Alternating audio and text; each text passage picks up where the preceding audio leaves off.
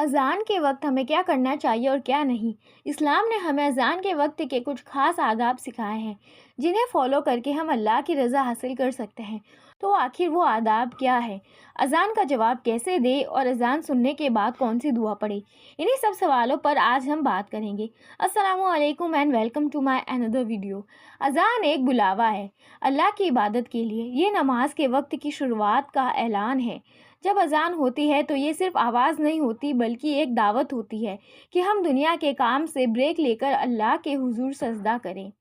سب سے پہلے جب اذان کی آواز سنائی دے تو ہمیں رک جانا چاہیے اور پورا دھیان اذان کی طرف لگانا چاہیے۔ وہ کام جو ہمیں اذان کے وقت کرنے چاہیے وہ ہے ہر جملے کا جواب دینا سنت ہے۔ اذان میں جو بھی جملے کہے جاتے ہیں ان کا ایک جواب ہوتا ہے جو دینا ہمارے لیے سنت ہے۔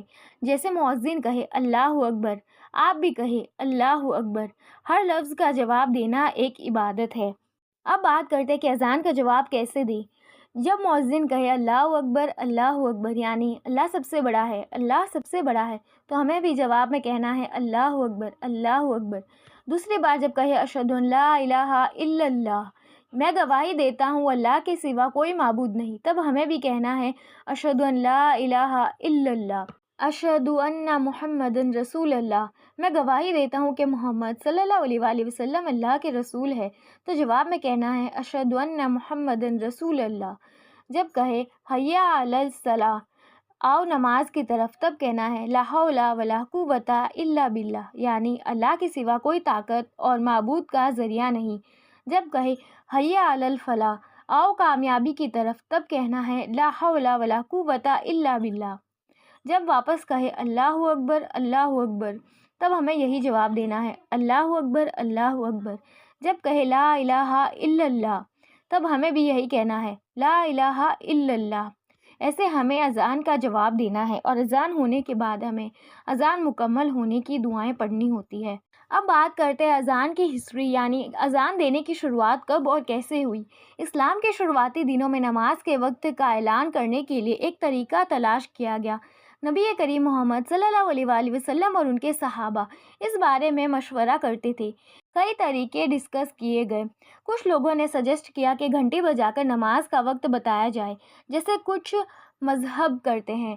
ایک اور سجیشن تھا کہ آگ جلا کر اشارہ دیا جائے، جیسے پرانے زمانے کے لوگ کرتے تھے۔ لیکن نبی کریم نے ان سب طریقوں کو ریجیکٹ کر دیا، کیونکہ اسلام کا ایک اپنا یونیک کانسیپٹ ہونا چاہیے جس سے کہ صرف اللہ کی عبادت کو ریپریزنٹ کیا جائے۔ ایک رات عبداللہ ابن زید رضی اللہ عنہ نے ایک خواب دیکھا جس میں ایک شخص انہیں اذان کے لفظ سکھاتا ہے۔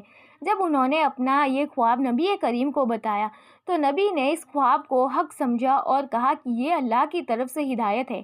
نبی کریم نے حضرت بلال رضی اللہ عنہ کو یہ لفظ سکھائے اور انہیں پہلی بار اذان دینے کا حکم دیا۔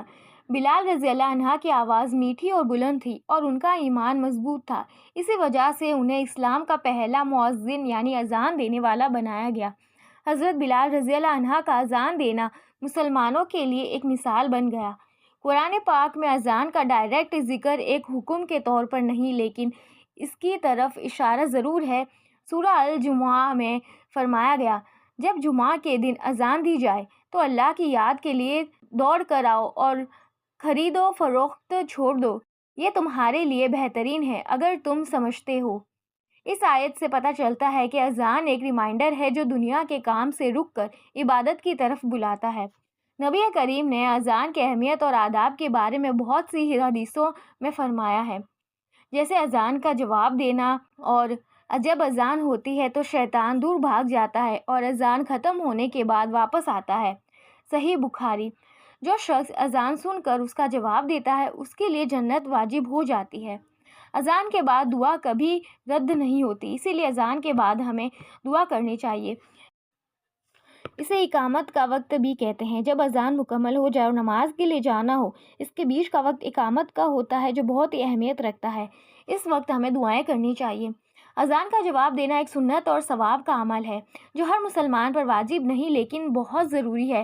جب اذان کی آواز سنائی دے تو اس کا جواب دینا ایک روحانی اعمال ہے جو اللہ کے ساتھ ہمارا تعلق مضبوط کرتا ہے۔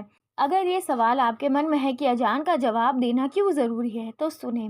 سنت نبوی کا عمل ہے کہ نبی کریم صلی اللہ علیہ وآلہ وسلم نے فرمایا، جب تم اذان سنو تو مؤذن کے لفظوں کو ریپیٹ کرو۔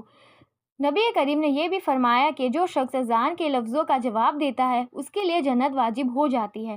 اذان کے وقت شیطان دور بھاگ جاتا ہے، لیکن جب سننے والا جواب نہیں دیتا تو شیطان واپس آ جاتا ہے۔ جواب دینا ایک اعمال ہے جو شیطان کے وسوسوں کو دور کرتا ہے، اور اذان کے بعد کی دعا پڑھنا ایک خاص سنت ہے جو اللہ کی رحمت اور نبی محمد صلی اللہ علیہ وآلہ وسلم کی شفاعت مانگنے کا طریقہ ہے۔ اذان کے بعد کی دعا یہ ہے: بسم اللہ الرحمن الرحیم۔ اللهم رب هذه الدعوة التامة والصلاة القائمة آت محمدا الوسيلة والفضيلة والدرجة الرفيعة وبعثه مقاما محمودا الذي وعدته وارزقنا شفاعته يوم القيامة إنك لا تخلف الميعاد۔ یہ ایک ریکارڈڈ وائس تھے، I hope you like it. اور نبی کریم نے فرمایا کہ جو شخص اذان کے بعد یہ دعا پڑھتا ہے اس کے لیے میری شفاعت واجب ہو جاتی ہے۔ یہ دعا اللہ کی برکت اور رحمت کو نازل کرتی ہے اور انسان کے معاملات میں آسانیاں پیدا ہوتی ہے۔ یہ دعا نبی محمد کی عظمت اور ان کے مقام کو سمجھانے کا ایک طریقہ بھی ہے۔ اذان کا سننا اور اس کا احترام کرنا ایک ضروری اعمال ہے۔ ہم نے اذان کے وقت اپنے اعمال اور سوچ پر دھیان دینا چاہیے تاکہ ہم اس روحانی دعوت کا حق ادا کر سکیں۔ اذان سنتے وقت اگر آپ کوئی کام کر رہے ہیں تو اسے رک جائیے، یہ اذان کا احترام ہے۔ اذان کے وقت بات کرنا یا شور شرابہ کرنا غلط ہے۔ حدیث میں آتا ہے، جب تم اذان سنو تو خاموشی سے سنو اور جواب دو۔ اذان کے وقت قبلہ کی طرف دیکھ کر جواب دینا مستحب ہے لیکن ضروری نہیں ہے۔ اذان کے بعد کی دعا کے وقت ہاتھ اٹھا کر دعا کرنا ایک مستحب عمل ہے۔ اذان کے وقت مذاق یا ہنسنا اذان کی توہین کے برابر ہے۔ اذان کے وقت ٹی وی دیکھنا، گانے سننا یا کسی بھی غلط کام میں بزی رہنا غلط ہے۔ اذان کی آواز کو اگنور کرنا یا جواب نہ دینا سنت کی خلاف ورزی ہے۔ اذان ایک روحانی سگنل ہے اور اللہ کی یاد کا نشان ہے جو ہمیں نماز اور عبادت کے لیے بلاتا ہے، لیکن اکثر لوگ اذان کے وقت کچھ غلط کاموں میں مبتلا ہو جاتے ہیں جو نہ صرف اذان کی توہین ہوتی ہے بلکہ دنیا اور آخرت کے لیے نقصان کا سبب بنتی ہے۔ اس سیگمنٹ میں ہم اذان کے وقت کی جانے والی غلطیوں اور ان کے نقصانات کو سمجھیں گے۔ اذان کی توہین کرنا ایک گناہ کبیرہ ہے جو اللہ اور اس کے رسول کے احکام کی خلاف ورزی کے ذریعے ہوتا ہے۔ اذان کی توہین کئی طریقوں سے ہوتی ہے، جیسے اذان کے لفظ کا مذاق اڑانا یا انہیں اللیگلی لینا بہت بڑا گناہ ہے۔ اللہ کی یاد اور اس کی وحدانیت کے مذاق اڑانا ایک مسلمان کی شان کے خلاف ہے۔ اذان کے وقت جان بوجھ کر شور مچانا، ٹی وی یا میوزک کی آواز کو اونچا کرنا توہین کے ذریعے ہے۔ کچھ لوگ اذان کو کلچرل یا صرف ایک ٹریڈیشنل سمجھتے ہیں۔ یہ غلط سوچ اذان کے مقام اور اس کی روحانی اہمیت کو کم کر دیتی ہے۔ اذان کے دوران کسی بھی طرح سے اس کی کنٹینیوٹی کو بریک کرنا توہین ہے۔ اذان اللہ کی عظمت اور اس کی وحدانیت کا اظہار ہے، اس کی توہین اللہ کی ناراضگی کا سبب بن سکتی ہے۔ اذان شیطان کو دور کرتی ہے۔ جو لوگ اذان کی توہین کرتے ہیں ان کا رویہ شیطان اعمال سے بھر جاتا ہے۔ اذان کی توہین انسان کے دل سے ایمان کی روشنی کو کمزور کرتی ہے اور روحانی زندگی میں ضلالت کا سبب بنتی ہے۔ اذان مسلمان کمیونٹی کو جماعت اور ایکتا کی طرف بلاتی ہے، اس کی توہین کرنے سے یہ یونٹی کمزور ہوتی ہے۔ اذان کے وقت غفلت کرنا یا اسے اگنور کرنا ایک عام اور افسوسناک مسئلہ ہے جو آج کے مسلمانوں میں دیکھا جاتا ہے۔ اس بیہیویئر کا انجام آپ کی دنیا اور آخرت دونوں میں نقصان کا سبب بنتا ہے۔ غلط یعنی غفلت میں مسائل جیسے اذان کو اگنور کرنا، نماز کے لیے تیاری نہ کرنا، اپنے انٹرٹینمنٹ میں مشغول رہنا اور مسجد نہ جانا، عورتیں ہیں تو گھر میں بھی نماز کی تیاری نہ کرنا۔ ان غفلتوں کا انجام یہ ہوتا ہے کہ ایمان کمزور ہوتا ہے، گناہوں کی ابتدا بڑھتی جاتی ہے، آخرت میں بھی نقصان ہوتا ہے۔